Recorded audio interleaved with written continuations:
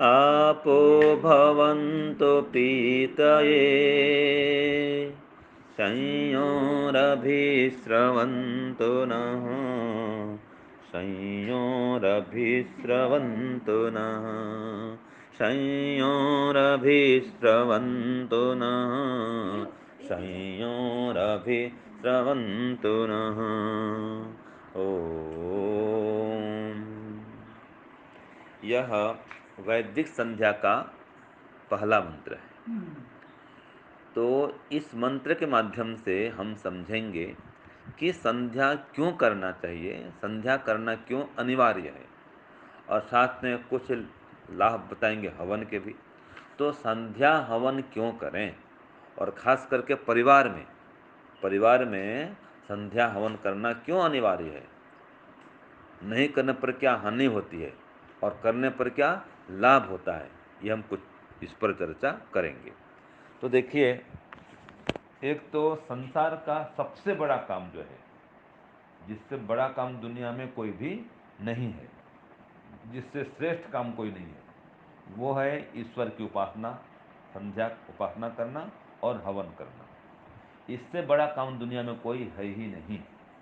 और अगर आप इस काम के लिए समय नहीं निकाल रहे हैं, भगवान ने आपको 24 घंटा दिया है और 24 घंटे में आप 24 मिनट भी नहीं निकालते हैं उसके लिए, तो हम क्या कहलाते हैं? कृतघ्न कहलाते हैं। क्या कहलाते हैं जी? कृतघ्न। उसने इतना अच्छा शरीर दिया, ये परिवार दिया, बाल बच्चे, संतान, धन संपत्ति, ऐश्वर्य, सब कुछ दिया है। तो जिसने सब कुछ दिया, पूरा जीवन दिया, अब उसके लिए हम क्या कर रहे हैं? उसको याद भी नहीं करते, उसकी भक्ति भी नहीं करते, थोड़ा उसका नाम जप भी नहीं करते, तो हम क्या कर रहे हैं? जो खाली सांसारिक काम में हम लगे हुए हैं, या खाली बाल बच्चे, परिवार, धंधा, व्यापार में लगे हुए हैं, ये तो जीवन भर छूटेगा नहीं। कभी भी बाल बच्चे काम खत्म होता है क्या? नहीं होता है। बच्चे बड़े होंगे, फिर पोते पोते आएंगे, वही काम चलेगा। तो ये संसार का जो काम है कभी खत्म होने वाला नहीं है। धंधा व्यापार है, ये काम कभी खत्म होने वाला नहीं है। आपको तो मजबूरी में छोड़ना पड़ेगा जब हाथ पैर नहीं चलेगा। वो भी समय आएगा कि आप हर दिन धंधा व्यापार नहीं कर सकते हैं। हर दिन ये भोजन बनाना, बाल बच्चों को बड़ा करना, इनकी सेवा करना, ये सभी हर दिन नहीं कर सकते हैं। एक समय आएगा ऑटोमेटिक आपका हाथ पैर रुक जाएगा, बिस्तर में लेटना पड़ेगा, चुपचाप बैठना पड़ेगा। तो जो अभी से आप संध्या उपासना ध्यान नहीं किए रहेंगे तो उस समय तो नहीं कर सकते। अभी शक्ति है और स्वास्थ्य भी अच्छा है, समय भी है। अगर अभी संध्या उपासना हवन नहीं करेंगे तो बाद में न शक्ति रहेगी, न स्वास्थ्य रहेगा, और न उतना समय बचेगा। थोड़ा समय बचा रहेगा बस, और संस्कार नहीं रहेगा। अगर अभी से नहीं करेंगे संस्कार तो बनेगा नहीं, और संस्कार नहीं बनेगा तो उस समय आप नहीं कर सकते हैं। माने चुपचाप आप बैठे रहेंगे, हाथ पैर नहीं चलेगा, तो फिर चुपचाप बैठना तो पड़ेगा, लेकिन चुपचाप बैठ के भी भगवान का नाम नहीं ले सकते हैं, कोई संध्या उपासना नहीं कर सकते हैं। क्यों? संस्कार नहीं होगा उस समय। तो आपको बस बाल बच्चे नहीं पूछेंगे तो भी उनको याद करते रहेंगे कि हाँ, बेटा नहीं पूछता, बेटी नहीं पूछती, कोई मुझे पूछता नहीं, कोई पास में आता नहीं, कोई सेवा करता नहीं। उनको याद करते करते दुखी होते रहेंगे, भगवान को याद नहीं कर पाएंगे। क्यों? जब युवावस्था थी, समय था, तब भगवान को याद किए नहीं, और जीवन ऐसे बिता दिया अपने। तो वृद्धावस्था में बाद में आप ध्यान भजन हवन नहीं कर सकते। तो इसलिए एक तो समय रहते, अभी जो समय बचा हुआ है आपका, युवा काल है, तो अभी से ध्यान भजन हवन करना शुरू करिए, और अनिवार्य रूप में करिए। ये आवश्यक है करना। अगर नहीं करेंगे तो क्या हानि होगी? देखो, संसार में सुख और दुख दोनों लगा रहता है। कभी हानि होती है, कभी लाभ होता है, मान अपमान सब कुछ आता है। तो अगर कोई हानि हो जाएगी, कोई विपत्ति आई गई, कोई दुख होगा, तो आप उसको सहन नहीं कर पाते हैं, झेल नहीं पाते हैं, अगर संध्या उपासना नहीं करते हैं तो। क्योंकि संध्या उपासना नहीं करने से आत्मा में बल नहीं होता है, आत्मिक शक्ति बहुत ही कमजोर होती है। तो ध्यान उपासना करना अनिवार्य है। खाली ये पूजा पाठ जो संसार में करते हैं, इससे कुछ नहीं होने वाला है। अभी सुनने में आया, एक बहुत बड़े महाराज उन्होंने आत्महत्या कर लिया। अब पता नहीं आत्महत्या कर लिए या उनको मार दिया गया, पता नहीं। लेकिन जो संध्या उपासना करेगा उसके जीवन में कितना दुख कष्ट आए, वो कभी आत्महत्या नहीं करेगा। उन्होंने अपना बयान लिखा है, बोलते हैं सुसाइड नोट, कि मुझे जब मेरे शिष्य ने मानसिक त्रास दिया, मानसिक ताड़ना करी मेरी, तो भाई उसने ताड़ना करी तो आत्महत्या क्यों करना? भगवान ने शरीर दिया है और किसी ने कुछ कह दिया तो वहां से निकल जाओ, हट जाओ, जगह बदल दो। ठीक है ना? कोई तकलीफ दे रहा है तो उसके पास क्यों रहना? हटो वहां से, दूर जाओ वहां से। तो वहाँ बैठा है मठ में, मस्जिद में, मंदिर में, गिरजाघर में, जो भी पूजा स्थल है, और दुख दुख मिल रहा है, तकलीफ मिल रहा है, तो फायदा क्या वहाँ रहने का? तो ये आत्मबल नहीं होने से व्यक्ति निर्णय मजबूत नहीं कर पाता है और दुखों को नहीं सहन कर पाता है, मानसिक तनाव से नहीं बच पाता है और आत्महत्या भी कर लेता है। लेकिन जो व्यक्ति रोज संध्या उपासना करता है वो कभी आत्महत्या नहीं करेगा। कितना दुख कष्ट आए कभी घबराएगा नहीं, कभी हताश निराश नहीं होगा। और ये मान के चलिए अभी आपका शरीर स्वस्थ है, युवा अवस्था है, हर समय शरीर स्वस्थ नहीं रहता है, हर समय ये जवानी नहीं रहेगी। तब बाद में पछतावा होगा कि स्वामी जी सही बोलते थे, तब हमने किया नहीं, अब आप तो अभी समय नहीं बचा इतना, सब समय तो चला गया, बाल बच्चे में, परिवार में चला गया समय, और एक दिन तो आपको संसार छोड़ना ही पड़ेगा। जो संसार छोड़ेंगे तो क्या लेके जाएंगे? ये बाल बच्चे साथ में जाएंगे आपके? ये घर परिवार भवन बंगला कार कोई साथ में जाएगा? कोई साथ में जाएगा नहीं। जिनके पीछे आप दिन भर लगे हुए हैं ये भी आपके साथ में नहीं जाएंगे, आपको अकेले जाना पड़ेगा। और साथ में क्या लेके जाएंगे? जो कर्म किए वो साथ में लेके जाएंगे, और कर्म जो कर रहे हैं वो खरे सांसारिक काम कर रहे हैं। इसने से कोई मानव चोला मिलने वाला नहीं है। अभी जो कर्म कर रहे हैं इन कर्मों से आपका घर परिवार का काम तो हो रहा है, लेकिन इससे आपका अगला जन्म वो मनुष्य का नहीं मिलने वाला है। अगर फिर से मनुष्य जन्म पाना है तो संध्या हवन और पंच महायज्ञ करना अनिवार्य है, और पाप से दूर रहना अनिवार्य है। इसके बिना आपको मानव चोला नहीं मिलने वाला है। तो संध्या उपासना करेंगे तो आपको भगवान स्वयं अपनी ओर खींचेंगे, खुद आपकी बुद्धि को प्रेरित करेंगे। देखो कोई गुरु, कोई आचार्य, कोई विद्वान बार बार आपके घर में नहीं आएगा, ना आपके पास समय है ना हमारे पास समय है।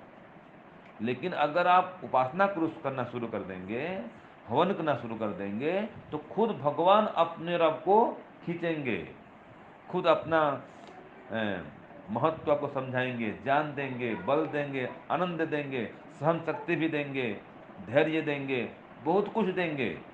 और ये जो मंत्र कहता है सन्नोद विरभिष्टया, इसमें यह कहा दिया गया है आप जो भी चाहते हैं वो सब देंगे।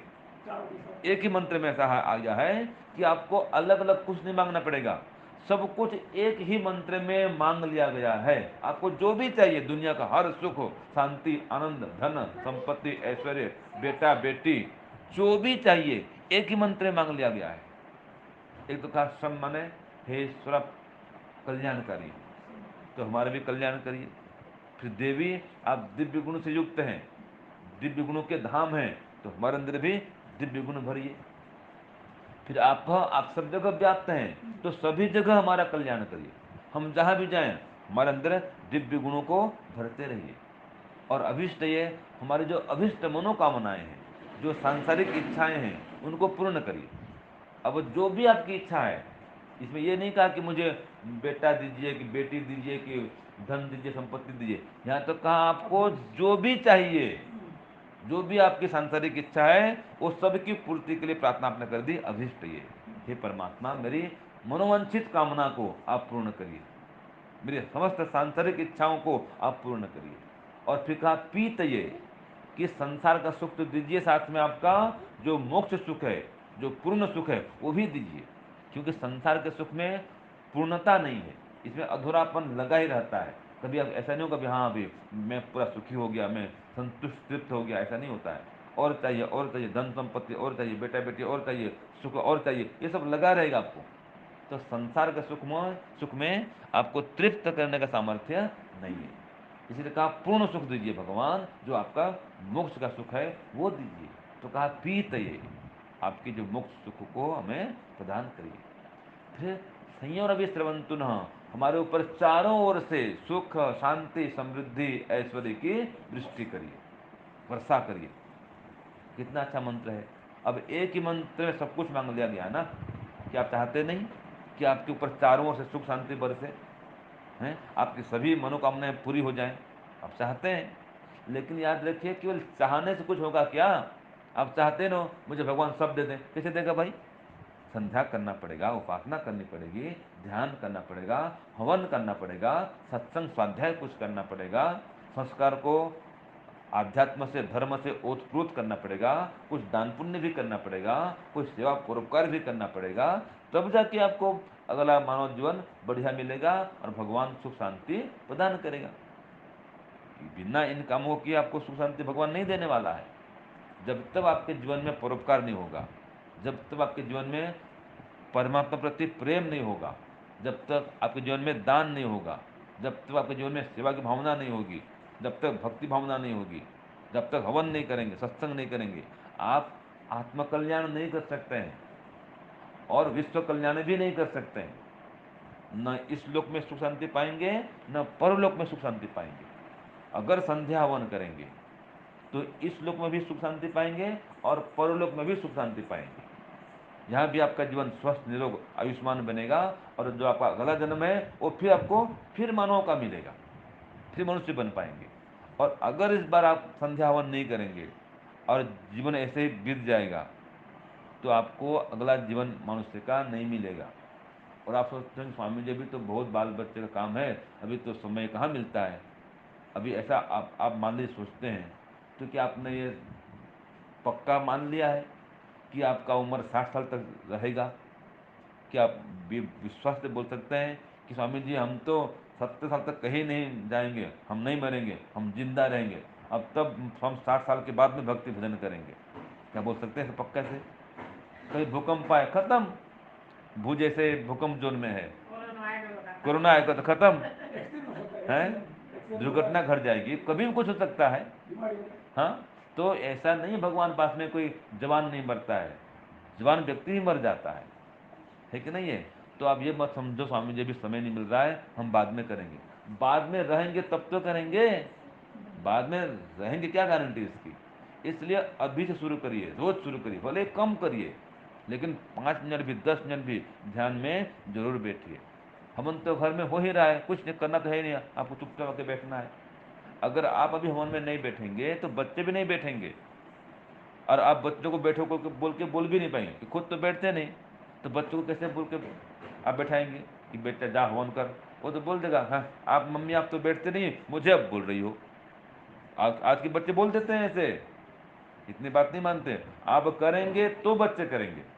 छोटे बच्चे देख करके सीखते हैं, नकल करते हैं। आप अगर संध्यावन करेंगे आपके बच्चे करेंगे, आप नहीं करेंगे आपके बच्चे नहीं करेंगे, और नहीं करेंगे तो संस्कारवान नहीं बनेंगे, संस्कारवान नहीं बनेंगे आपकी सेवा नहीं करेंगे। ये आपका इतना संस्कार है कि आप माता पिता की सेवा कर रहे हैं, संस्कारवान है आप लोग। ये आपकी पीढ़ी तक है ये। अभी जो नई पीढ़ी आएगी, अगर इनको आपके समान संस्कार नहीं देंगे, ये आपकी सेवा नहीं करने वाली है। क्यों? संस्कार तो दिया नहीं आपने। और बिना हवन, सत्संग, संध्या, उपासना के, सत्संग के अभाव में संस्कार कैसे आएगा बताओ? संस्कार तो आएगा नहीं। ये जो टीवी, मोबाइल और वीडियो गेम ये सब खेलते हैं, इसमें कहाँ संस्कार है? संस्कार तो इसमें है नहीं। तो आपको संध्या हवन करना अनिवार्य है। और हवन करेंगे तो वायुमंडल शुद्ध होगा, परिवार का वातावरण शुद्ध होगा, धर्म से ओतप्रोत होगा, ये कीटाणु, विषाणु, वायरस मरेंगे घर के, सबका स्वास्थ्य अच्छा होगा, कई प्रकार के रोग मिटेंगे, और प्रकृति का संतुलन भी सही होगा। समय पर बरसात होगी, समय पर गर्मी, समय पर ठंडा, ये सब ऋतु भी ठीक चलता है हवन करने से। तो विश्व का पूरा कल्याण होता है, समस्त विश्व का कल्याण होता है हवन करने से। सबसे बड़ा दान है शुद्ध वायु का दान करना, किसी को प्राण दान देना सबसे बड़ा दान है। तो हवन करने पर तो आप शुद्ध वायु का दान कर रहे हैं, कितना बड़ा दान है बताओ। इसलिए हवन करना आवश्यक समझें और हर दिन हवन में जरूर बैठें। सुबह नहीं बैठ पाते हैं, शाम को बैठें। एक समय घर में हवन होना ही चाहिए, आपको बैठना ही पड़ेगा। और इसके बिना याद रखिए आप खाली हाथ रहेंगे। उसको बोलते हैं सब कुछ पा करके भी हैं मेरे खाली हाथ। सब कुछ है लेकिन कुछ आपके पास में लेके जाने लायक कुछ भी नहीं रहेगा, क्योंकि आप जो इकट्ठा कर रहे हैं ये कुछ भी साथ में जाने वाला नहीं है। देखिए, आप अपने जेब में, पॉकेट में सोना चांदी पैसा कौड़ी रखें, ये तो पैसा को रख सकते हैं, सोने को चांदी को जेब में पॉकेट में रख सकते हैं। और आप अगर चाहते हैं कि ये सोना चांदी के बदले में मैं पैसा, ये पैसा के बदले में पानी रखूं, तेल रखूं, तो बताओ कोई पॉकेट में ये पानी या तेल आज तक रख सका है? जी, बर्तन तो है नहीं, कोई पॉकेट है, जेब है, कोई कपड़े की थैली है, उसमें कोई पानी का आप नहीं भर सकते हैं। कोई प्लास्टिक थैला चाहिए तो कुछ वहाँ रहेगा, टिकेगा। तो ऐसे ही ये जो पानी को भरना है पॉकेट में, ये असंभव है। उसी प्रकार से पैसे को साथ में लेके जाना असंभव है। ये पुत्र पुत्री, पैसा कौड़ी, धन संपत्ति सब यहीं छूट जाएंगे, और आपको यही सब प्रिय लग रहा है अभी, इनके पीछे पूरा आप दिन भर समय लगा रहे हैं। ये ऐसा ही कर रहे हैं कि अब अपने अपने पैकेट में पानी भर रहे हैं। कितना पानी भरो, 100 लीटर पानी भरो, तो भी पैकेट में कभी पानी रहेगा ही नहीं। तो इसी प्रकार से आप जो संग्रह कर रहे हैं, जो भर रहे हैं, ये कितना भर लो, कितना संग्रह कर लो, ये सब आपके साथ में जाएगा नहीं। जाने वाला तो भक्ति भजन हवन दान पुण्य ही है। और ये संग्रह नहीं कर रहे हैं तो बाद में पछताना पड़ेगा। फिर क्या होगा? अब पछताए हो तो क्या, जब चिड़िया चुग गई खेत, समय बीत जाएगा, फिर तो कर नहीं पाएंगे, फिर पछताते रहो। आपने आपकी दादी माँ को देखा ना, दादी माँ को बताओ, अंतिम काल में कुछ कर पा रही थी वो? आपने सेवा तो की है, आपने साक्षात देखा है ना। वृद्धावस्था में क्या होता है, हम उनसे हवन करा सकते थे क्या? बताओ, आपको बा हवन करो, वो कर पाएगी? आपको बा संध्या करो, ध्यान करो, वो कर पाएगी? नहीं कर पाएगी। और सबकी स्थिति ऐसी आएगी, ऐसा नहीं कि आपको ये स्थिति नहीं आएगी। और वो नहीं आएगी तो संसार से पहले चले जाएंगे। या तो वो स्थिति आएगी, अथवा क्या होगा जी, संसार से पहले जाना पड़ेगा। दोनों हानिकारक है। अगर पहले चले गए तो वो तो कर नहीं पाएंगे, और पहले नहीं गए अगर ऐसे ही रहे और फिर भी ध्यान हवन नहीं किए तो अंतिम काल में तब भी नहीं कर पाएंगे। क्यों? संस्कार तो बनाया नहीं आपने। और अगर उसमें करना चाहेंगे तो भी शक्ति नहीं रहेगी शरीर में, शरीर साथ नहीं देगा, बैठ नहीं सकते ध्यान में आधा घंटा, क्या जब ध्यान करेंगे? तो इसीलिए अभी से आप समय निकालिए संध्या करने के लिए, हवन करने के लिए। और अगर अभी संध्या हवन करेंगे तो आत्मा को इतना बल मिलेगा कि आप अपनी बुराइयों को आसानी से छोड़ पाएंगे। नहीं तो बुराई भी, कुसंस्कार भी इतने भरे हुए हैं, जल्दी छूटने वाले नहीं हैं, कोई उपाय नहीं है। और ये वस्त्र गंदे हैं, साबुन लगाना पड़ेगा ना, बिना साबुन लगाए आप कहें कि वस्त्र साफ कर दूं, संभव नहीं है। ऐसे जन्म जन्मांतर के कुसंस्कार अंदर भरे हुए हमारे, ये काम क्रोध राग द्वेष ईर्ष्या अहंकार अभिमान, कितने प्रकार के दोष भरे हुए हैं। बिना ध्यान उपासना के ये दोष दूर होने वाले नहीं हैं। इसलिए संध्या उपासना जरूर करिए। और अगर संध्या उपासना रोज करेंगे, आपको भगवान से रोज नया नया ज्ञान मिलेगा, एक आत्मसंतुष्टि मिलेगी, ईश्वर से आनंद मिलेगा, और सहन शक्ति बढ़ेगी, विनम्रता आएगी, सेवा भाव आएगा। कितना दुख कष्ट आए कभी आप घबराएंगे नहीं, हताश निराश कभी नहीं होंगे। आपका सत्वगुण उभरा रहेगा तो हमेशा आनंद में रहेंगे। दया दान परोपकार की भावना बढ़ती रहेगी। तो कई सारे लाभ हैं, अथवा ये कहें कि जो जो गुण ईश्वर में है वो सब गुण आपके अंदर आने लगेंगे, जो आपके धारण करने योग्य होंगे। ईश्वर में दया है, आप में दया आएगा। उसमें न्याय है, आप न्यायकारी बनेंगे। ईश्वर में आनंद है, आप में आनंद आएगा। जैसे अग्नि पास बैठने से गर्मी तो आएगी ही, ऐसे ध्यान करने बैठेंगे तो जो जो गुण ईश्वर में है वो गुण आपके अंदर आएंगे ही आएंगे। तो अगर ध्यान करने नहीं बैठ रहे हैं तो आप ईश्वर से वो लाभ नहीं प्राप्त कर पा रहे हैं। तो इसलिए कम से कम अपने लिए ध्यान उपासना करिए, अपने हित के लिए, अपने कल्याण के लिए। तो फिर कितना दुख कष्ट आए आप कभी घबराएंगे नहीं, और उसको सहने की विशेष शक्ति आ जाएगी। जो व्यक्ति ध्यान उपासना करता है, उसके ऊपर पहाड़ समान भी दुख आए वो कभी घबराता नहीं है, वो चिंतित नहीं होता है, शोक नहीं करता उसका, उसको एकदम हिम्मत से उसका सामना करता है, उसको हरा देता है। इतना उसको आत्मबल मिलता है। तो इसलिए आप संध्या उपासना जरूर करिए, हवन भी जरूर करिए। तो संध्या हवन करना अनिवार्य है। इसमें आत्मकल्याण भी होगा, विश्व कल्याण भी होगा।